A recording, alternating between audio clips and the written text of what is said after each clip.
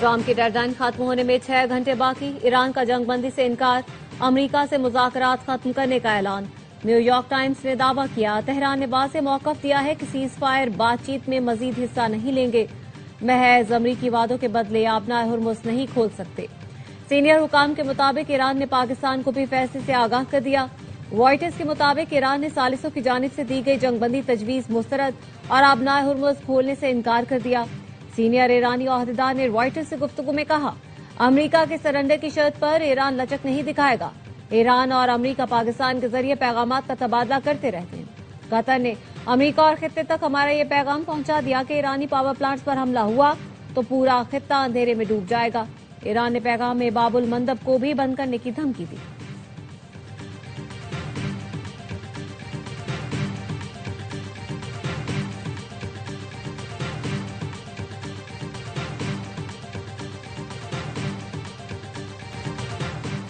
آج رات ایک پوری تہذیب ختم ہو سکتی ہے جو پھر کبھی واپس نہیں آئے گی، امریکی صدر ڈونلڈ ٹرمپ کی ایرانی قوم کو دھمکی۔ ٹروتھ سوشل پر لکھا، نہیں چاہتا کہ ایسا ہو لیکن ایسا ہی ہوگا۔ ایران میں نظام مکمل تبدیل ہو چکا، پہلے کے مقابلے میں زیادہ سمجھدار اور کم شدت پسند لوگ سامنے آ رہے ہیں۔ کچھ غیر معمولی اچھا ہو سکتا ہے لیکن یہ تو وقت ہی بتائے گا، ٹرمپ نے پریس بریفنگ میں کہا۔ ایک رات میں ایران کو تباہ و برباد کر دیں گے، بدھ تک آبنائے ہرمز کو نہیں کھولا تو ایرانی پاور پلانٹ پر حملے کریں گے۔ کل 8 بجے کے بعد پل اور انفراسٹرکچر بھی نہیں بچیں گے۔ امریکی صدر ایرانیوں کو گالی دینے کے موقع پر قائم، کہا ایرانیوں کے خلاف جو زبان استعمال کی اس پر کوئی شرمندگی نہیں۔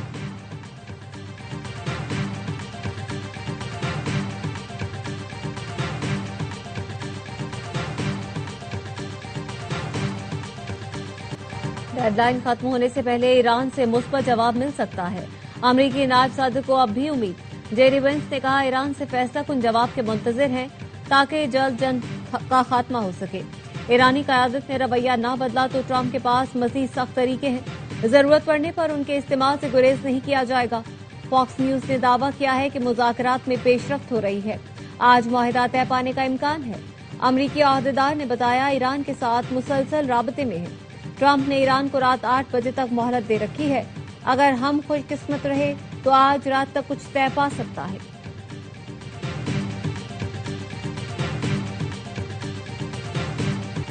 وزیر اعظم شہباز شریف کا سعودی ولی عہد شہزادہ محمد بن سلمان سے رابطہ، سعودی عرب میں الجبیل آئل فیسلٹی پر حملے کی شدید مذمت، سعودی عرب کے ساتھ غیر متزلزل یکجہتی اور مکمل حمایت کا اعادہ کیا۔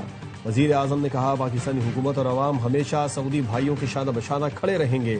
سعودی قیادت نے ہر مشکل وقت میں پاکستان کا بھرپور ساتھ دیا۔ موجودہ کشیدگی میں سعودی قیادت کا صبر و تحمل اور دانش مندی قابل ستائش ہے۔ پاکستان خطے میں امن کی کوششوں کو کامیاب بنانے کے لیے بھرپور کردار ادا کر رہا ہے۔ وزیر اعظم نے سعودی ولی عہد کو مشرق وسطی میں کشیدگی کم کرنے کی سفارتی کاوشوں سے آگاہ کیا۔ سعودی ولی عہد نے خطے میں امن و استحکام کے لیے پاکستان کی کوششوں کو سراہا۔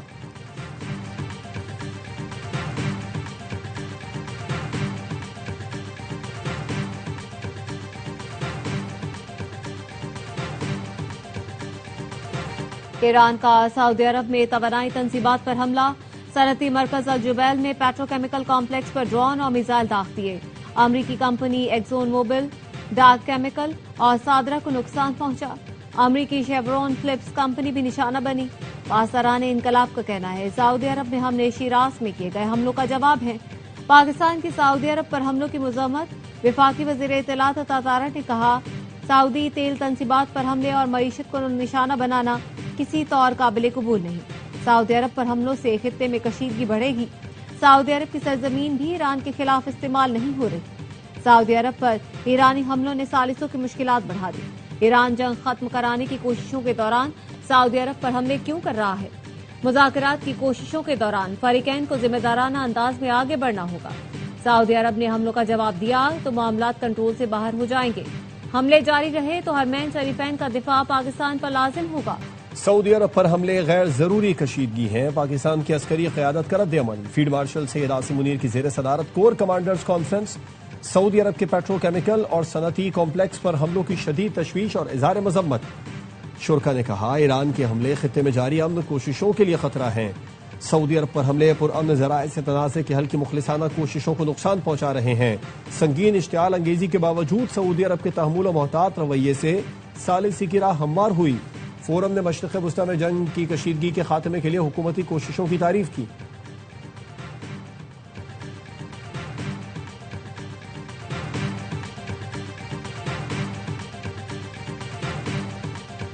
اسرائیل کے ایران پر حملوں سے جنگ بندی کوششوں کو دھچکا۔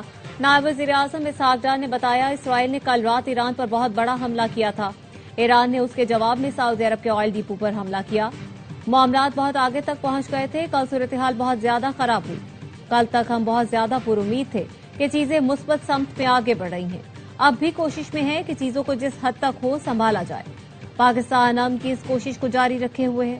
بہت سی باتیں ہیں جو تفصیل میں کرنے والی ہیں لیکن وقت آنے پر ہوں گی۔ نائب وزیر اعظم اسحاق ڈار کا بحرین کے وزیر خارجہ سے رابطہ۔ دونوں رہنماؤں کا خطے کی صورتحال پر اظہار تشویش۔ امن و استحکام کے قیام کی اہمیت پر زور دیا۔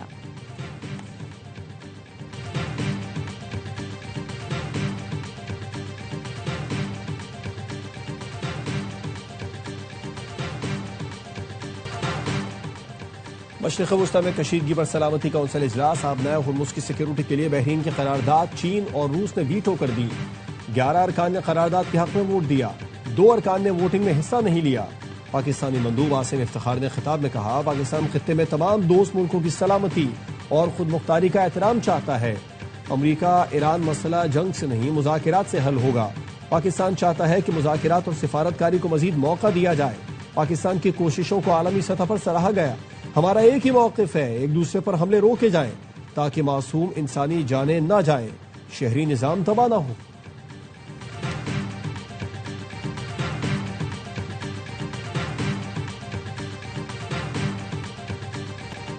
اسرائیل کے ایران کے شہری انفراسٹرکچر پر حملے۔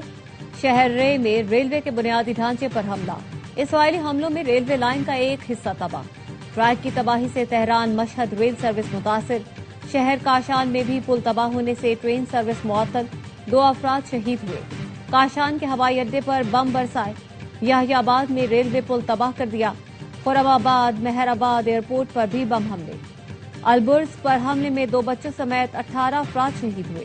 اسرائیل کا شیراز میں پیٹروکیمیکل کمپلیکس پر حملہ۔ پیٹروکیمیکل برآمدات کا 85% سے زیادہ حصہ ناکارہ۔ اسرائیلی حملے میں تہران میں واقع یہودی عبادت گاہ تباہ۔ امریکہ کا بھی ایرانی جزیرے خارق پر حملہ۔ امریکی نائب صدر نے کہا خارق پر تیل تنصیبات کو نشانہ نہیں بنایا گیا، فوجی تنصیبات ہدف تھیں۔ ایران کے جواب تک تیل تنصیبات پر حملے نہیں کریں گے۔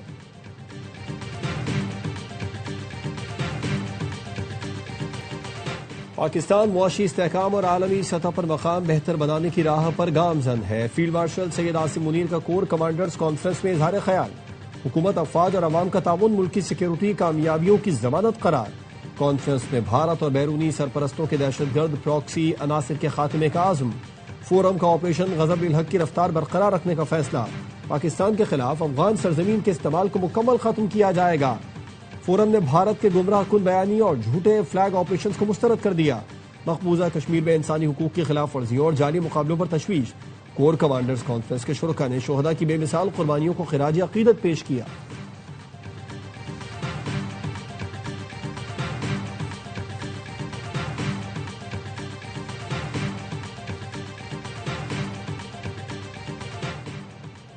پیٹرولیم مصنوعات کی ذخیرہ اندوزی ناقابل معافی ہے، ملوث افراد کے خلاف سخت قانونی کارروائی کی جائے گی۔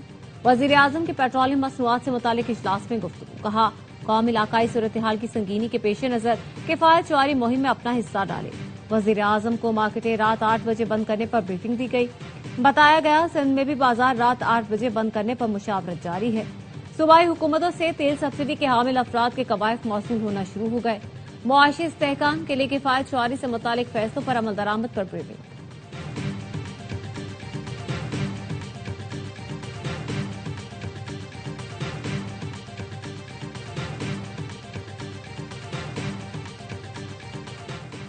اسلام آباد ہائی کورٹ نے بانی پی ٹی آئی سے ملاقات کی متفرق درخواست منظور کر لی۔ جیل حکام کو وکیل سلمان صفدر کی کل بانی سے ملاقات کرانے کا حکم دے دیا۔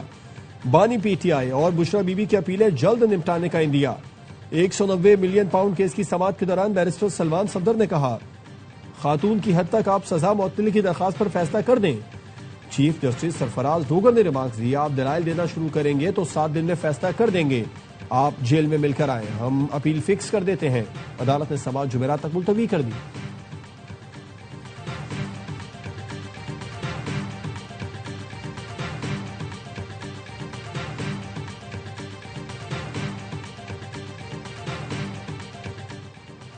پاکستان نے آج یورو بانڈ کی ادائیگی مکمل کر لی۔ پاکستان نے یورو بانڈ کی مد میں 1 ارب 43 کروڑ ڈالر کا قرض واپس کیا۔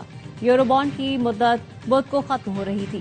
مشیر وزارت خزانہ خرم شہزاد کا کہنا ہے بروقت قرض ادائیگی سے پاکستان کی مالی ساکھ مزید مستحکم ہوئی۔ قرض کی بروقت واپسی ملکی صلاحیت اور کریڈیبلٹی کا ثبوت ہے۔ وزیر خزانہ محمد اورنگزیب نے قومی اسمبلی کو بتایا تحصیلات زر پر تاحال کوئی منفی اثر نہیں پڑا۔ قومی خزانے پر بوجھ پڑنے والے اداروں کی نجکاری ناگزیر ہے۔ حکومت نے 26 اہم ادارے نجکاری کمیشن کے حوالے کر دیے۔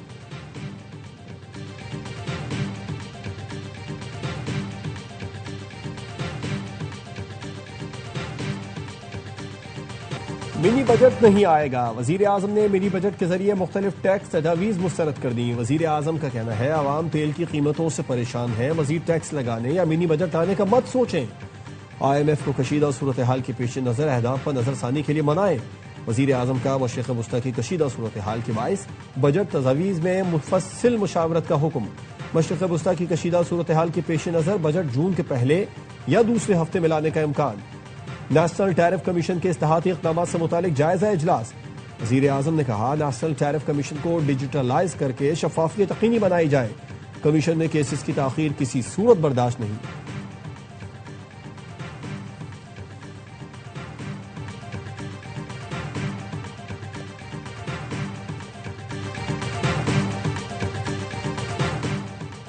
سرکاری افسران کے اثاثے دسمبر تک پبلک کرنے کا فیصلہ۔ حکومت نے IMF کو گورننس میں بہتری اور اینٹی کرپشن اصلاحات تیز کرنے کی یقین دہانی کروا دی۔ موقف اپنایا، مالی جرائم کی تحقیقات کے لیے قانون نافذ کرنے والے اداروں کی استعداد کار بہتر بنائی جائے گی۔ ایسٹ ریکوری اور مینجمنٹ یونٹس کو مضبوط بنایا جائے گا۔ لوٹی گئی دولت بیرون ملک سے واپس لانے کے لیے عالمی معاہدوں میں بہتری کا پلان بھی شیئر کیا۔ کرپشن کے خلاف ایکشن پلان اکتوبر تک تیار کیا جائے گا۔ نیب کو مزید خود مختاری دی جائے گی۔ Anti money laundering, counter terrorism, counter terror financing authority کے تحت ٹاسک فورس قائم کی جائے گی۔ IMF کا نیب چیئرمین کی تقرری کے لیے کمیشن قائم کرنے پر زور۔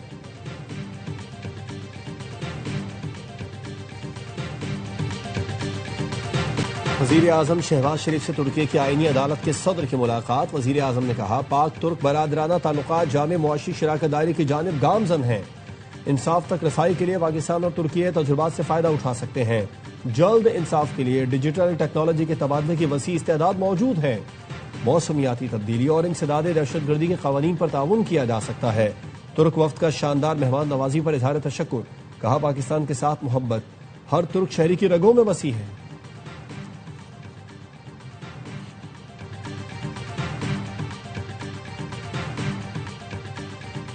نیول چیف ایڈمرل نوید اشرف سے ترک افواج کے ڈپٹی چیف آف سٹاف کی ملاقات۔ مشرق وسطی میں کشیدگی سے پیدا بحری سیکیورٹی کی صورتحال پر بات چیت۔ دو طرفہ دفاعی تعاون، تربیت اور مشترکہ مشقوں پر زور دیا گیا۔ ترک افواج کے deputy chief of general staff نے پاکستان نیوی کے کردار اور کاوشوں کو سراہا۔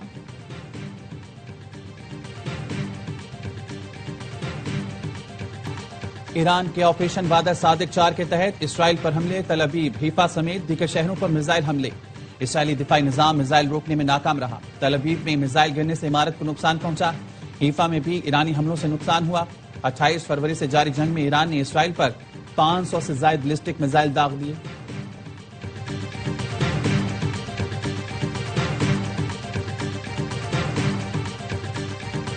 امریکی صحافی ٹیکر کارلسن نے صدر ٹرمپ کو آڑے ہاتھوں لے لیا۔ اسلام کا مذاق اڑانے پر سخت ترین رد عمل کا اظہار۔ کہا کوئی بھی صدر اس قدر گری ہوئی حرکت نہیں کر سکتا کہ اسلام جیسے مقدس مذہب کا مذاق اڑائے۔ یہ ناقابل قبول اور شرمناک ہے۔ آپ خود کو کیا سمجھتے ہیں؟ ایسٹر کی صبح ایسے الفاظ ٹویٹ کر رہے ہیں۔ ایسے الفاظ نہ صرف اسلام بلکہ عیسائیت کا بھی مذاق ہے۔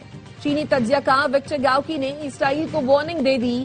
کہا اگر اسرائیل کسی بھی ملک خصوصاً ایران کے خلاف ایٹمی ہتھیار استعمال کرتا ہے تو اسے بین الاقوامی سطح پر شدید رد عمل اور تنہائی کا سامنا کرنا پڑے گا۔ ایٹمی جنگ ہوئی تو کوئی بھی زندہ نہیں بچے گا۔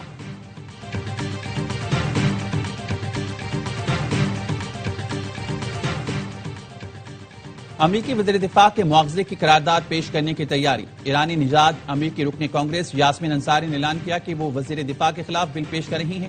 یاسمین انصاری نے کہا جنگ کا اعلان کرنے کا اختیار صرف کانگریس کو حاصل ہے، کسی منمانی کرنے والے صدر یا اس کے قریبی حلقے کو نہیں۔ وزیر دفاع کی لاپرواہی نے امریکی فوجی اہلکاروں کو خطرے میں ڈالا۔ بار بار جنگی جرائم کا ارتکاب، لڑکیوں کے اسکول پر بمباری اور شہری انفراسٹرکچر کو نشانہ بنانا مواخذے اور عہدے سے ہٹانے کے لیے کافی ہے۔ ایگزیوس کے مطابق وزیر دفاع کی عوامی مقبولیت میں کمی آئی ہے۔ کینیڈا میں ایئر انڈیا دھماکے میں بھارت کے ملوث ہونے کا انکشاف۔ رپورٹس کے مطابق امریکی خفیہ ادارے CIA کے سابق اہلکار نے دعویٰ کیا 1985 میں بھارت نے بوئنگ 747 کو بم دھماکے سے اڑایا۔ اس بدترین فضائی حملے میں 329 افراد ہلاک ہوئے۔ کنشک بم دھماکے پر نئے الزامات سامنے آنے پر سکھ فار جسٹس نے 12 اپریل کو ایئر انڈیا کے خلاف احتجاج کی کال دے دی۔ کینیڈا میں فضائی آپریشنز بند کرنے کا مطالبہ۔ گرپتونت سنگھ پنو کہتے ہیں 4 دہائیوں سے اس دھماکے کی ذمہ داری خالصتان حامی عناصر پر ڈالی جاتی رہی ہے۔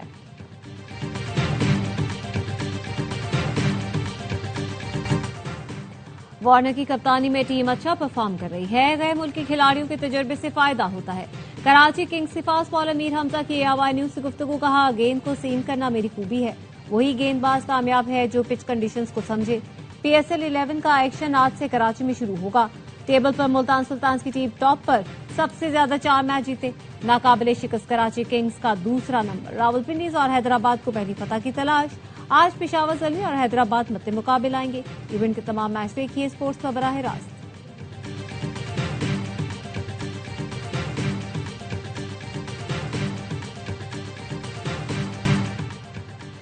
کھلاڑی شائقین کے سامنے کھیلیں گے تو ان کی حوصلہ افزائی ہوگی۔ سابق کرکٹرز کا ہر لمحہ پرجوش PSL اسپیشل میں اظہار خیال۔ باسط علی نے کہا کراچی میں بولرز کا راج ہوگا، کم اسکور والے میچ ہوں گے۔ کامران اکمل نے کہا راولپنڈیز اور حیدرآباد کے پاس اب غلطی کی گنجائش نہیں، راولپنڈیز، حیدرآباد اور کوئٹہ کو کھیل بہتر کرنے پر توجہ دینا ہوگی۔ پروگرام میں اداکارہ مائرہ خان بنی مہمان، سامنا کیا دلچسپ سوالوں کا۔ مصطفیٰ چودھری نے ندم سیٹھی کا روپ دھارا، عادی نے مسکراہٹیں بکھیری۔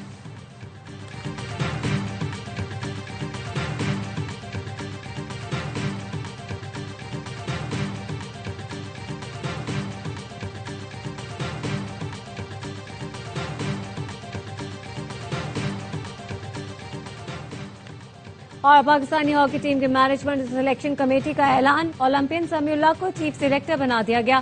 نعیم اختر، کاشف جواد، ناصر علی محمد خالد سلیکشن کمیٹی میں شامل۔ اولمپئن منظور الحسن ٹیم کے ہیڈ کوچ مقرر۔ ایاز محمود کو جونیئر ہاکی ٹیم کا ہیڈ کوچ بنا دیا گیا۔ قمر ابراہیم انڈر 18 ٹیم کے ہیڈ کوچ مقرر۔